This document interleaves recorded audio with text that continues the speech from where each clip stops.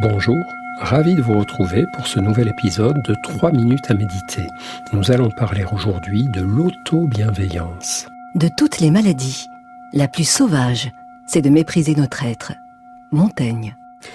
L'auto-bienveillance, c'est simplement faire preuve de respect pour soi, de douceur avec soi, notamment lorsqu'on souffre. Quand un enfant tombe, se blesse et pleure, par quoi commençons-nous ? Par le réprimander et lui faire la leçon, ou par le consoler, le rassurer et le soigner. L'auto-bienveillance, c'est cela. Lorsque nous sommes blessés, d'abord nous consoler, nous apaiser, nous réparer, avant même de vouloir nous corriger ou nous sermonner. Et ne jamais nous faire de mal, jamais. La vie s'en occupe. Essayons. Arrêtez ce que vous êtes en train de faire pour prendre conscience de votre souffle. Respirez tranquillement. Songez à une souffrance, une peine récente, un événement qui représente à vos yeux un échec, un rejet, quelle qu'en soit l'importance du moment qu'il vous fait souffrir. Notre chemin va passer par 3 étapes. La première est celle de la pleine conscience. Lorsque vous êtes blessé, arrêtez-vous. Prenez le temps de ressentir et d'accueillir ce qui survient en vous.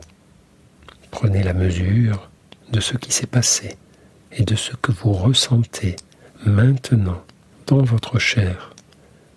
Observez quelles pensées, quelles émotions, quelles impulsions cette souffrance fait naître en vous.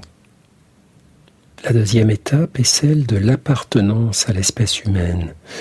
Prenez conscience que la peine qui est la vôtre n'est pas unique ni anormale, mais fait partie de toute vie humaine. Il ne s'agit pas de vous dire « ne te plains pas », mais plutôt « tu n'es pas seul ». La troisième étape est celle du discernement. À ce moment de détresse, vers quoi vous poussent vos impulsions ? Vers l'autocritique, vers le ressentiment envers le monde ou envers vous-même ? Vers l'envie de vous faire du mal ou d'en faire à autrui ? Réfléchissez encore. De quoi avez-vous vraiment et d'abord besoin à cet instant ? N'est-ce pas plutôt de douceur et de consolation ? Voilà. Vous en êtes arrivé à l'évidence de l'auto-bienveillance. Lorsque la vie nous fait souffrir, consolons-nous, réparons-nous. Nous verrons mieux ensuite ce qu'il y a lieu de faire et de décider. Inutile de s'infliger une double peine. La vie se charge de nous envoyer la première flèche. N'y ajoutons pas une seconde blessure en nous malmenant. Prenons plutôt soin de nous pour ne pas rester bloqués dans la souffrance, la plainte, le ressentiment. Car à cet instant, c'est de consolation que nous avons besoin. À demain et pensez-y, soyez présents à votre vie.